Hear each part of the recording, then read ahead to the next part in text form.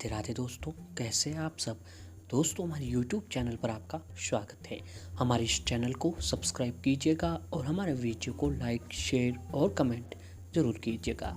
दोस्तों, कार्तिक मास की अमावस्या का जितना अधिक महत्व माना गया है, उतना ही अधिक महत्व कार्तिक मास की पूर्णिमा का माना जाता है।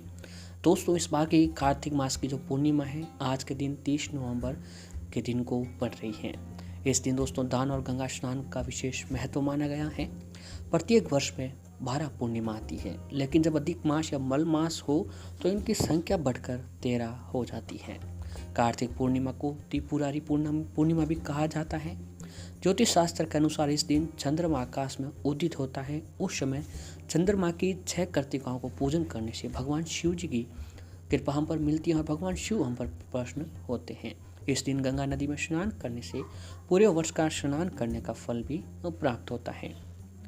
और दोस्तों, आगामी 30 नवंबर को रोहिणी नक्षत्र के साथ सर्वसिद्धि योग वर्धमान योग का संयोग होने से इस कार्तिक पूर्णिमा पर शुभ योग बन रहा है। इस दिन सिख धर्म के संस्थापक गुरु नानक जी 551वां जन्मदिन भी मनाया जाएगा। पूर्णिमा तिथि शुरुआत 29 नवंबर दोपहर 12:47 से प्रारंभ हो चुकी थी, जो कि 30 नवंबर को दोपहर 3 बजे तक खत्म होने वाली है। और दोस्तों, इसी दिन कार्तिक स्नान का समापन भी हो जाएगा और कार्तिक पूर्णिमा पर इस साल का चौथा और आखिरी उपछाया चंद्र ग्रहण लगने जा रहा है। दोस्तों, आज वर्ष 2020 का आखिरी चंद्र ग्रहण 30 नवंबर को लगने जा रहा है। सोमवार को कार्तिक पूर्णिमा है और इस दिन देव दीपावली भी मनाई जाती है। यह चंद्र ग्रहण दोस्तों कार्तिक माह के शुक्ल पक्ष की पूर्णिमा तिथि को लग रहा है।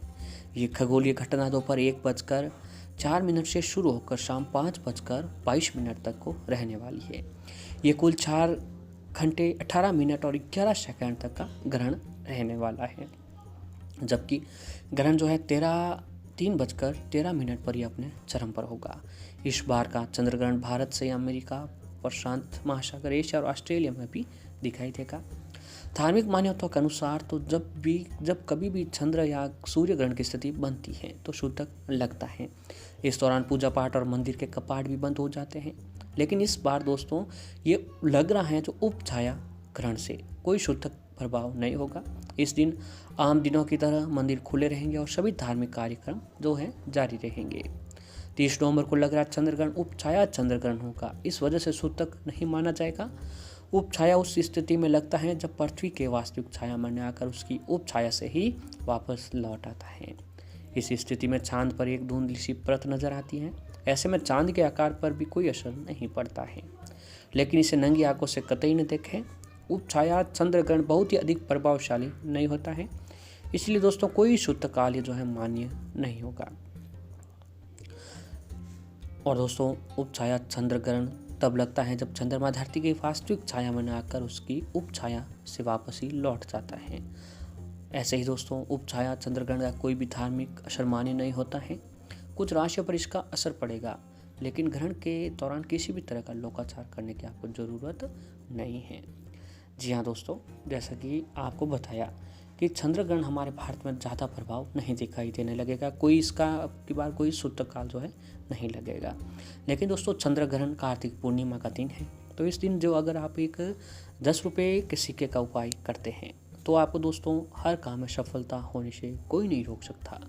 जी हाँ दोस्तों, इस बार सर्वसिद्धि योग और वर्धमान योग में अगर आप जो है सिक्के का उपाय कर लेते हैं तो आपको हर काम में उन्नति मिलती रहेगी और जो है आपके घर में हमेशा सुख समृद्धि बनी रहेगी।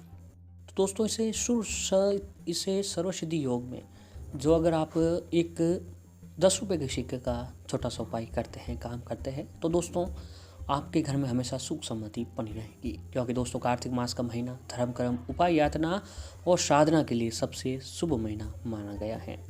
और आज कार्तिक पूर्णिमा का आखिरी दिन है, यानी कार्तिक महीने का अंतिम दिन जो है। तो इस दिन जो है अगर आप एक ये छोटा सा काम कर लेते हैं तो आपको हर काम में सफलता मिलने लगेगी। दोस्तों, आइए जानते हैं उस काम के बारे में। दोस्तों, गंगा जल को वैसे भी हिंदू धर्म में अत्यंत ही पवित्र माना गया है।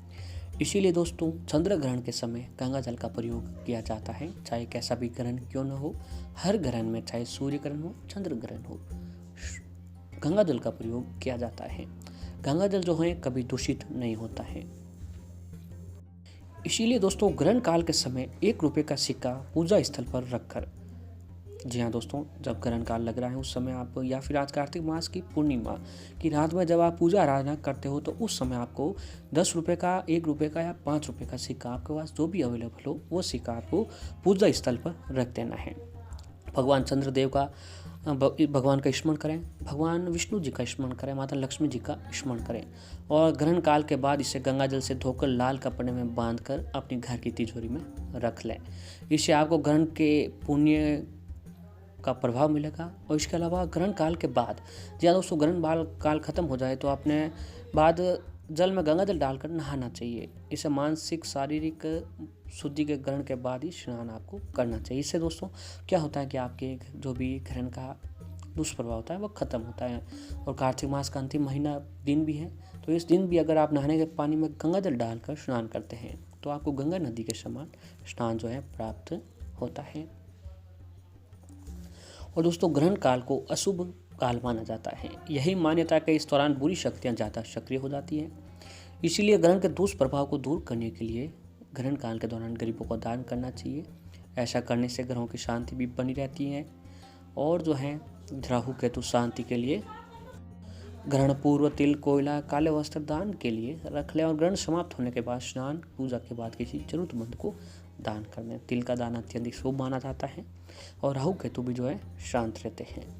तो ऐसे ही दोस्तों आपको जो है कुछ सिक्के या कुछ पैसे जो भी हो वो भी आपको गरीबों को दान अवश्य ही देना चाहिए। और ऐसे ही दोस्तों जीवन हमेशा एक जैसा नहीं चलता है। ये गलत नहीं कहा जाता है कि जीवन में दुख सुख एक सिक्के के दो पहलू हैं।